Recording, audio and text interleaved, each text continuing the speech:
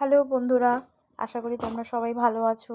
কালকে সন্ধেবেলায় একটু ঘুরতে বেরিয়েছিলাম। তো কোথায় যাব ঠিক করতে পারছিলাম না। লাস্টে তারপরে বললাম যে চলো বইমেলা থেকে একটু ঘুরে আসি। তাই একটু বইমেলায় গেলাম, ঢুকলাম, দেখি প্রোগ্রাম হচ্ছে।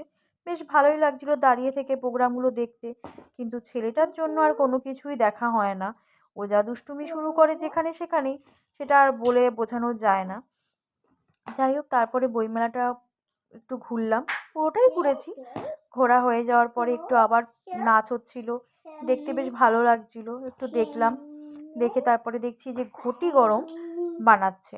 তো ছোটোবেলায় সেই মনে পড়ে গেল যে এই ঘটি গরম কত খেতাম। তো যাই হোক, তো কিনে খেলাম। তারপরে খেতে খেতেই কয়েকটা নাচ দেখে নিলাম। তারপরে ছেলে আসলো, ছেলের জন্য